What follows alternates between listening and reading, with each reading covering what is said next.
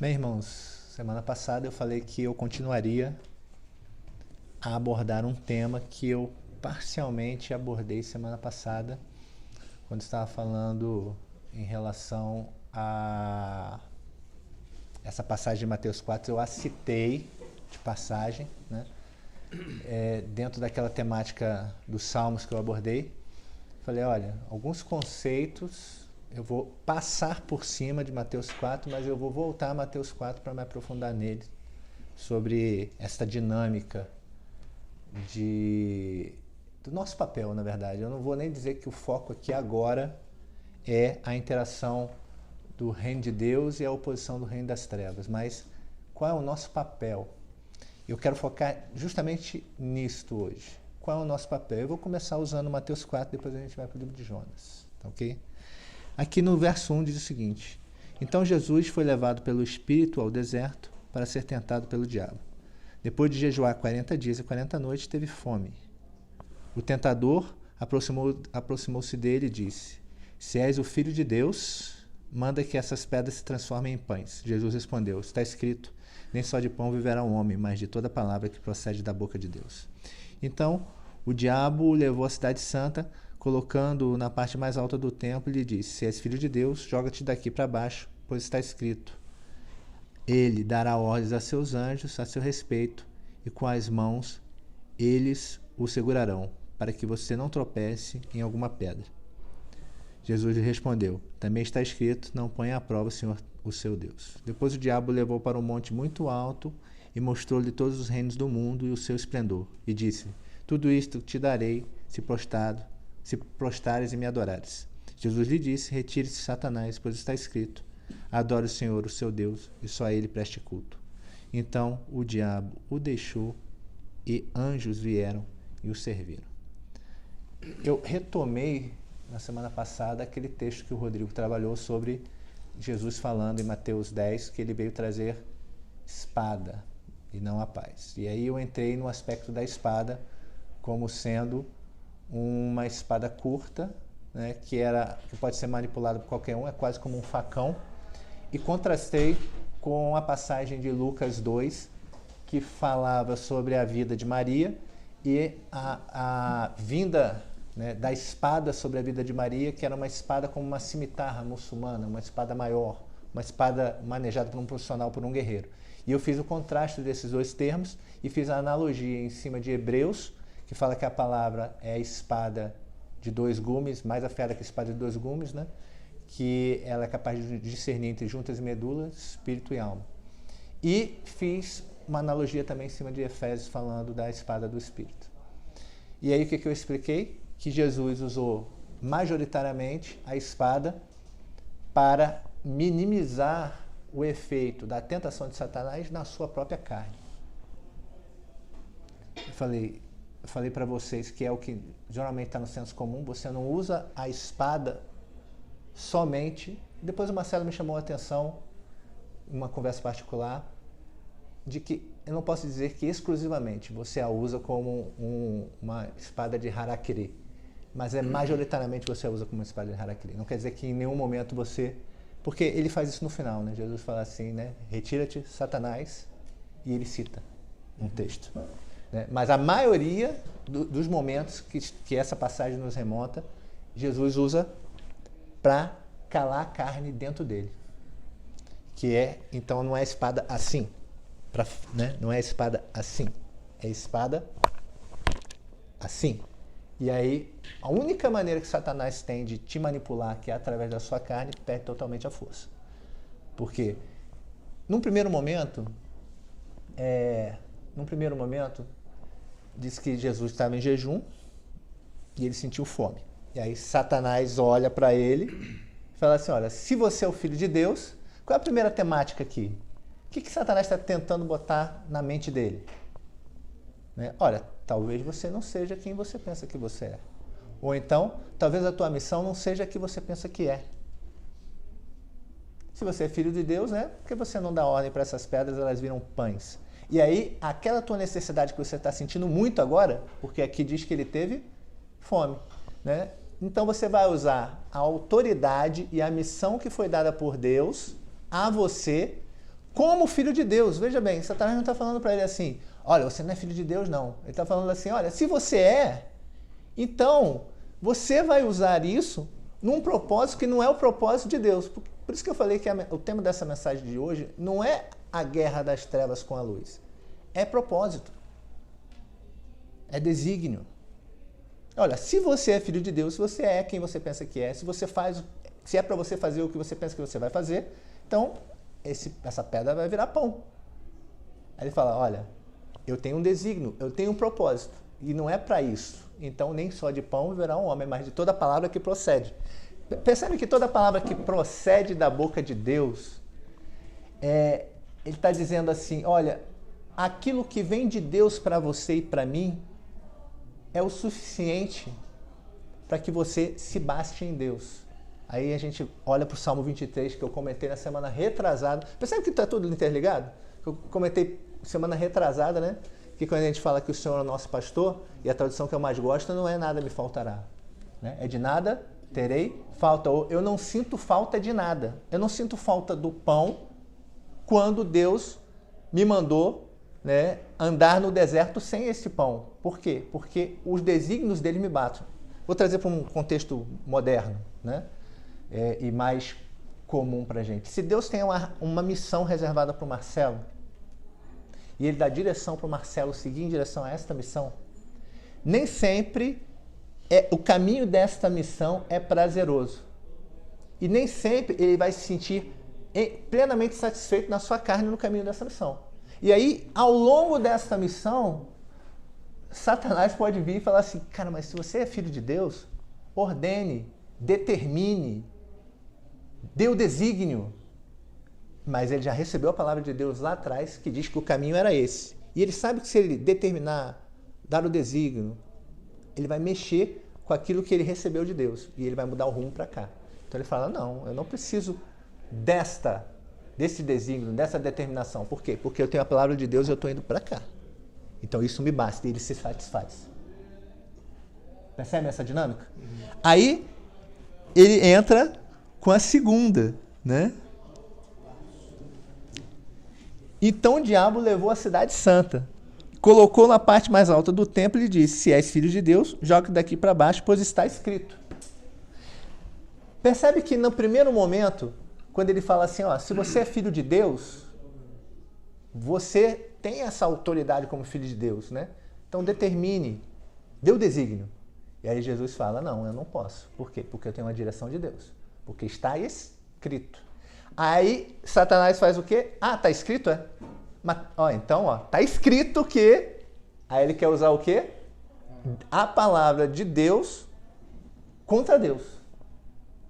Não, tá escrito que você tem essa autoridade. Eu não estou mandando você transformar pedra em pão contra Deus. Percebe? Pessoal, se Satanás aparecesse diante de você, né, com aquele chifrão, enxofre, cheiro de enxofre, vermelho, com um tridente na mão, você ia querer ele? Por que a Bíblia diz que ele se traja ou ele se transfigura em anjo de luz? Porque ele vem até você com a aparência de bem, não de mal. De bondade e de virtude, não de maldade. Olha, mas está na palavra.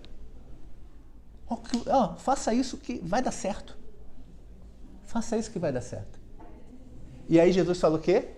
Não, mas está escrito também. Não tentará o Senhor teu Deus. Percebe que você, sem a direção de Deus, chegar no pináculo do templo e se jogar e falar assim, mas Deus só falou que o Senhor me amparava. Não, mas eu não mandei você se jogar.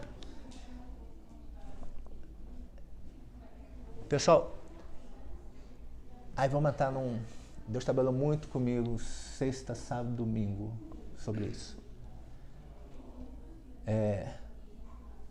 Deus, ele não tem obrigação de cumprir aquela palavra em que está na Bíblia, aonde ele diz que se você pedir tudo aquilo que você pedir em nome dele, né, isso você alcançará, ou isso ele fará. A gente pensa que pedir ou orar em nome de Jesus é, né? Deus, faça isso. Deus, me ampare quando eu me atirar do templo. Em nome de Jesus, amém. Pessoal, isso não é orar em nome de Cristo. Orar em nome de Cristo é você ser porta-voz de Cristo. É você se colocar numa situação que Cristo quer que você se coloque, ou falar aquilo que Cristo gostaria de falar usando você. Então não importa se você no final da tua oração, a gente faz por costume, mas não importa se você vai falar em nome de Jesus, amém ou não. O que importa é, caramba, nessa situação, o que Deus quer de mim? Aí entra a questão do propósito. O que Deus quer de mim nessa situação? Eu posso realmente dizer que a minha oração é em nome de Jesus? Ou ela é em meu nome?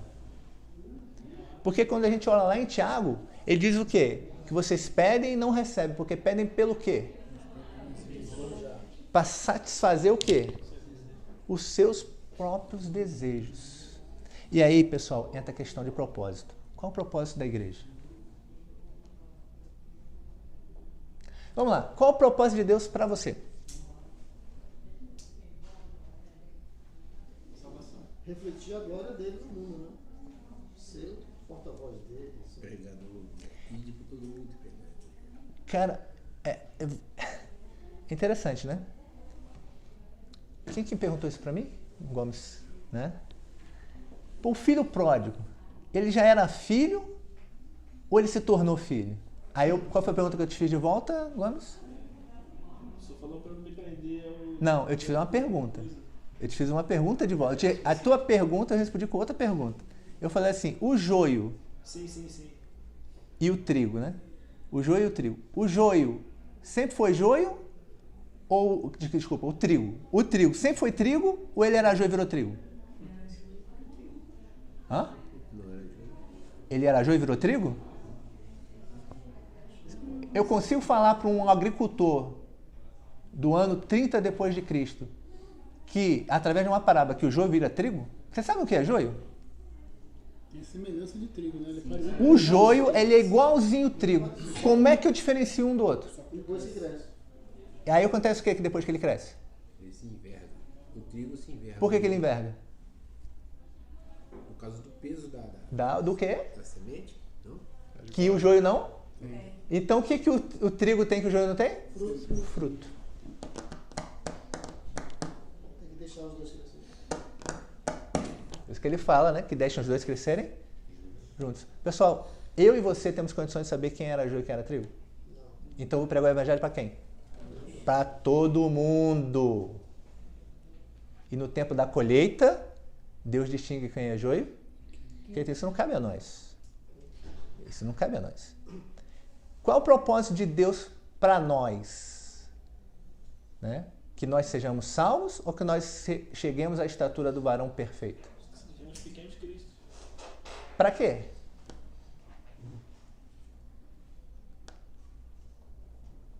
Para quê?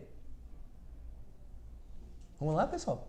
Para quê? Aquecemos parecido com Cristo? É. Para reinar com ele. É refletir a Não. glória de Deus no mundo. É aquilo ali, ó. É aquilo ali. É aquilo ali. Para que eu possa...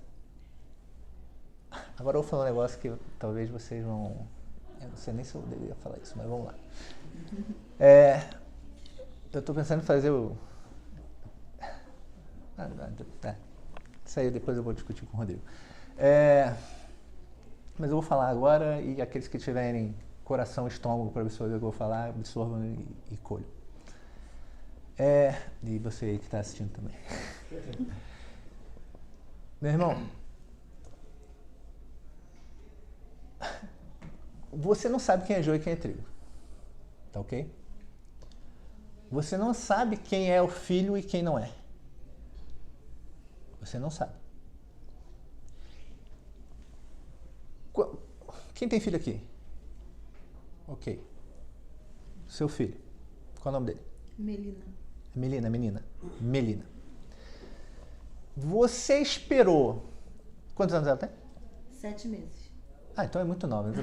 Quem tem filho mais velho? Tem um de 6 e um de 3. 6. 7. 7. Vamos pegar os dois aqui. Vamos lá, Celina. Seu filho de 6 anos. Como é o nome dele mesmo? Guilherme. Guilherme. Você esperou teu filho chegar numa certa idade e você perguntar para ele, você quer ser meu filho? E aí depois que ele falou que ele queria ser seu filho, aí você deu o nome de Guilherme e registrou no cartório?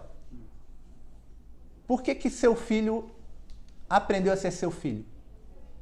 Ele aprendeu a ser meu filho? É. Ele já nasceu sabendo que era teu filho? Não. Não. Mas por viver Ele estava lá quando ele foi concebido? Não. Ele viu acontecer?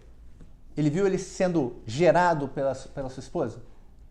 Não. Quando à medida que ele foi tendo entendimento, ele foi crescendo, você foi falando, ô meu filho, olha, eu sou seu pai, eu te amo, eu sou seu pai, eu te amo. Aí ele chegou num certo momento, né, em que ele tomou consciência daquilo que você foi ministrando para ele ao longo de toda a vida dele. Não é? Sim. Por que a gente na igreja faz ao contrário? Por que eu chego para a prostituta e eu não a trato como uma filha que não sabe que não é filha? Porque eu faço ao contrário. Primeiro eu quero ver o mérito dela para depois dizer você é filha. Sendo que a dinâmica do evangelho é ao contrário. Primeiro você mostra que você é filho e para depois ele tomar consciência que, como filho, ele não age como uma prostituta. Percebe? E aí então a gente transformou isso numa questão meritória. A gente fala, e veja, é generalizado. Não é, mas isso é coisa de arminiano. Não é. Mas o calvinista é pela graça. Mas ele age ao contrário. Ele age ao contrário. Por quê? Porque isso não é um problema de calvinista e arminiano, é um problema de religiosidade. Aí a gente tem dificuldade de se relacionar com a prostituta, com o drogado, com o homossexual. Por quê? Porque primeiro a gente quer ver se ele é, para depois dizer que ele é. Sendo que a gente deve... Por isso que Jesus tinha muita facilidade, cara, de sentar com quem? Com qualquer um. Porque Jesus mostrava assim, olha, Deus ama você. Jesus tratava ele como filho. Olha, Deus ama você. E aí, como esse processo de confirmar que era filho ou não era gerado dentro dele? Pela fé. Pela fé.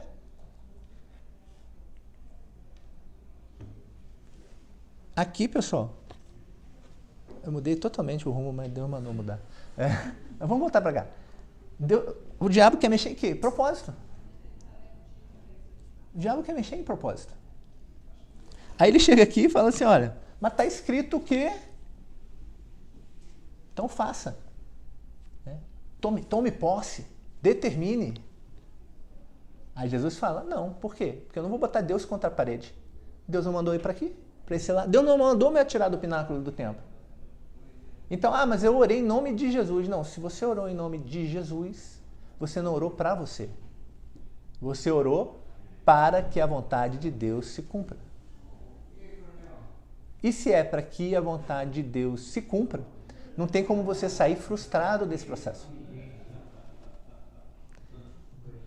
Mas não aconteceu como eu queria. Mas o que você queria? Essa é a questão. O que você queria? Não, eu orei para Deus que eu queria uma promoção no meu trabalho. Para que você quer a promoção?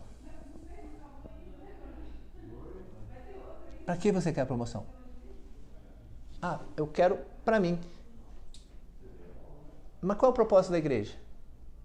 Anunciar a paternidade de Deus em relação aos filhos. Para que com o tempo o joio e o trigo sejam distintos. E o trigo enxergue que ele é trigo. E o filho enxergue que ele é filho. Em que essa promoção te ajuda nisso? Porque com essa promoção eu vou ter acesso a um grupo que eu não tinha antes. Então, a promoção, a ferramenta. Qual é o objetivo? Eu anunciar a paternidade e o amor de Deus para aquele grupo que eu não alcançava antes. Então, Deus, estou pensando aqui em usar aquela promoção. Ok, qual é o propósito? Anunciar a paternidade.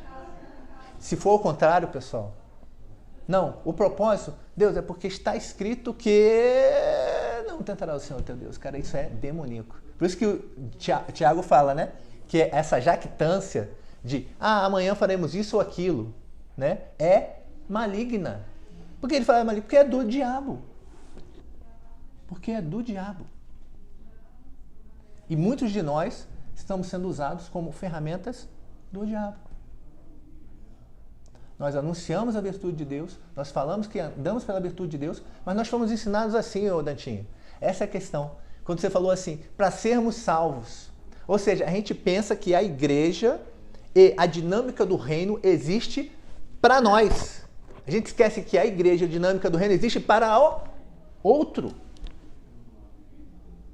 Por quê? Porque enquanto você está envolvido nessa dinâmica, você que é filho, você sabe qual é o caminho de casa.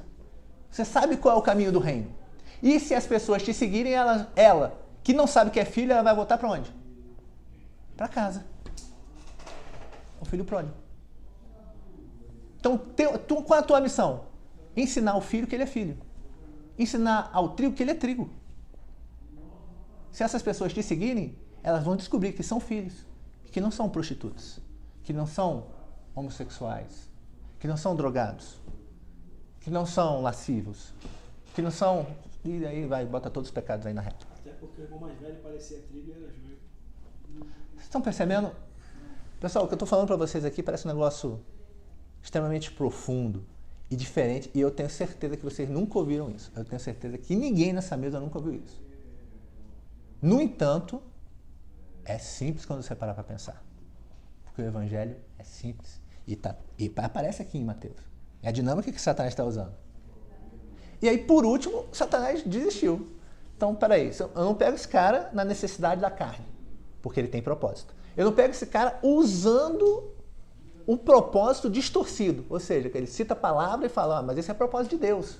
Aí ele diz, não, mas o propósito de Deus não funciona assim. Então, vou pegar ele como?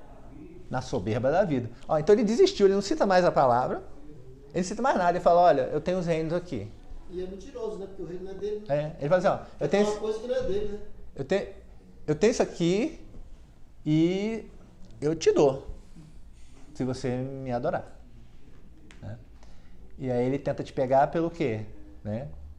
Pela tua solicitude da vida mundana, da vida diária. E aí se a gente for em Jonas, que eu falei que ia falar de Jonas, vai dar tempo de eu falar 10 minutinhos. Jonas é um livro muito curto. Tem 4 capítulos, né? Nós não vamos ler, talvez só o final, porque senão não vai dar tempo. Qual é a história de Jonas? Alguém sabe resumir para mim aí? Para eu não deixar vocês participarem um pouco. Deus chega para Jonas e fala o quê? Vai pregar um pouco de Nínive. Vai pregar para Nínive. Aí, imediatamente, ele faz o quê? E faz o quê? E foge. Pessoal, alguém já teve a curiosidade de pegar um mapa e olhar onde é Nínive, onde era Jope e onde era Tarsas? Não? Contrário. Quem é bom de geografia aí, imagine o mapa mundi. Jope no litoral de Israel. Nínive, lá pro lado Iraque/Irã. Só essa distância aí já é muito grande. Seria como se fosse, vamos pegar aí, Rio de Janeiro, Salvador. Ele saiu, não foi para Nínive, ele foi para Jope. Depois de Jope ele pegou um navio e foi para Tarsis, que é na Espanha. Do outro lado do Mar Mediterrâneo, quase no Oceano Atlântico. Dá aproximadamente 4.000 quilômetros. Naquela época, não era de avião que ele foi. Era muito esforço para fazer isso. Muito esforço para fazer isso. Então ele pegou e foi. Aí começou a acontecer o quê quando ele estava na viagem de barco? Onda. E ele aonde? Dormindo no porão. E ele dormindo no porão. Entorpecido. Tipo assim, o cara já não, sem sensibilidade de entender, caramba, que o que ele está fazendo e como Deus está reagindo ao que ele está fazendo. Qual era o propósito de Deus para Jonas? Aí vamos voltar ao propósito? Era salvar Jonas? Não, Nínive. Era salvar Nínive. Percebem que eu estou falando de propósito? Ele queria alcançar Nínive. Ele queria revelar a Nínive que eles eram filhos, mas eles não tinham noção que eram filhos. Por quê? Porque lá no final do livro de Jonas fala que eles não sabiam o quê? Distinguir a mão esquerda da mão direita. Essa fala, pessoal, sabe distinguir a mão esquerda da mão direita. Ou seja, eles não têm consciência do potencial de filhos que habita dentro deles, do potencial de trigo que habita dentro deles. Mas Jonas, não. Ele estava adormecido. Adormecido. Ou seja, não estava entendendo. E aí, está acontecendo alguma coisa, aí ele fala para os marinheiros, né, que era por causa dele, aí ele se tocou, fala, se vocês me jogarem no mar, né, isso aí vai acabar. No primeiro momento eles resistiram, não, vamos jogar não, porque a vida dele vai ficar nas nossas mãos. Aí vindo que não tinha jeito, aí eles oram a Deus, falam, Deus, não imputa o sangue desse inocente aqui na nossa mão, e joga no mar. Aí vem um peixe e pega Jonas. Aí ele fica 3 dias e 3 noites no ventre do peixe e ora a Deus. Aí ele entende qual era o propósito, qual era o desígnio. E o peixe cospe ele na praia.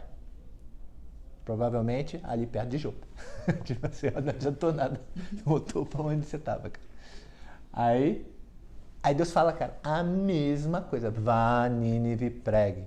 Não mudou. O propósito de Deus não mudou. E aí a Bíblia diz que para ele percorrer Nínive demoraria quanto tempo? A cidade era grande. A Bíblia diz que para percorrer Nínive demoraria 3 dias. Uma cidade que percorrida a pé demoraria 3 dias. E no parágrafo seguinte, a Bíblia diz que Jonas pregou percorrendo a cidade em 1 dia. Irmãos, o que isso quer dizer para mim e para você? Deus tem um propósito. Ele tentou fugir do propósito. Finalmente ele falou, tá bom, eu vou. Fez mal e porcamente. Passou correndo pela cidade, falando assim, ó, daqui a 40 dias Deus vai subverter Nínive. Ele não falou, se arrependam, pensem nos seus pecados. Não! Ele lançou um juízo só. Ah, daqui a 40 dias Deus vai perverter. Imagina um cara maluco gritando, saindo na rua, Deus vai perverter Nínive. Uma cidade que era para percorrer em 3 dias, o cara percorre em 1. Mal e porcamente. Acontece o quê? A cidade se converte. Deus precisava de Jonas, pessoal?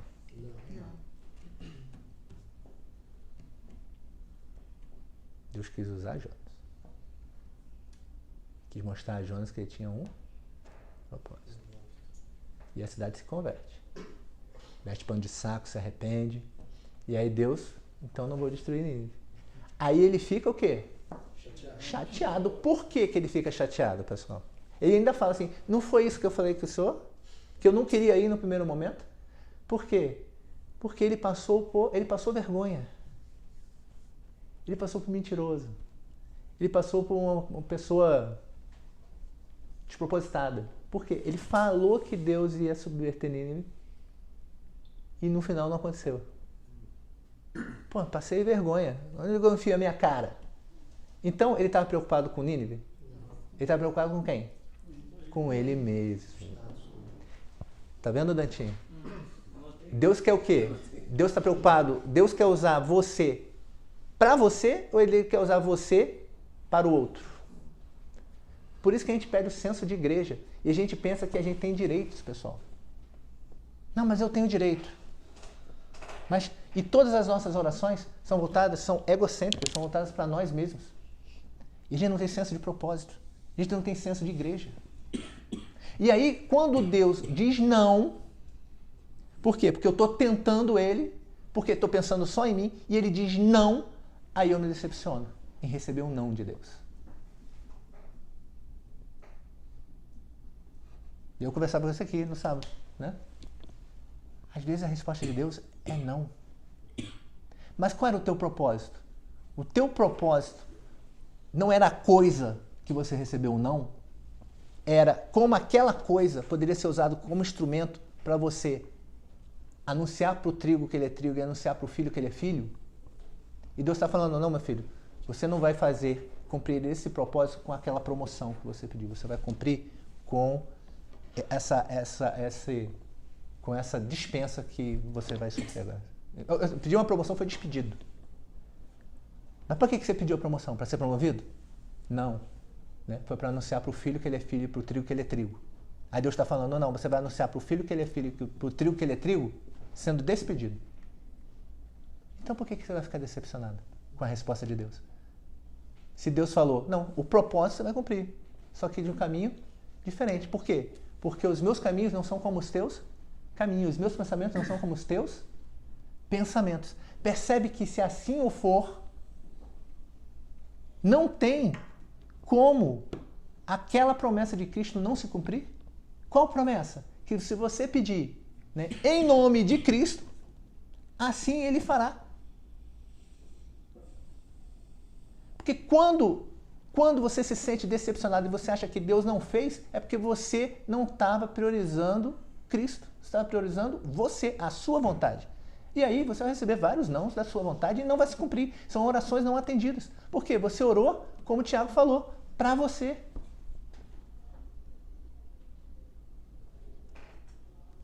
Estão me acompanhando? Sim, demais. Estão entendendo? Amém. E aí no final, que ele manda Satanás se retirar, diz que os anjos vêm e o servem. E aí a gente entende que é o que? Aí ele conseguiu o que ele queria, né? Aqui não diz que os anjos vêm e o satisfazem. Que os anjos vêm e o servem. Ajudam ele a alcançar o propósito. O propósito. Ah, não, então se eu fizer tudo isso, no final a promoção vem. Não é isso que eu estou falando. No final o propósito vem. Você não queria anunciar para o filho que ele é filho e para o trigo que ele é trigo? Não foi através da promoção, foi através da dispensa. Ficou claro? Joguei um balde de água fria em vocês? Vocês vão sair daqui decepcionados com Deus? Tristes? Quando der tudo errado, agora a gente vai entender. Pô, tudo errado. Primeira coisa que pergunta que você tem que fazer é, caramba, será que eu estava pedindo para mim ou não? Será que eu estava ouvindo a voz de Deus ou não? Nunca individual. Amém, irmãos? 1h24, então vamos encerrar. Gomes, ora aí pra gente encerrar aí, gente. Alguém paralisa a gravação, por favor.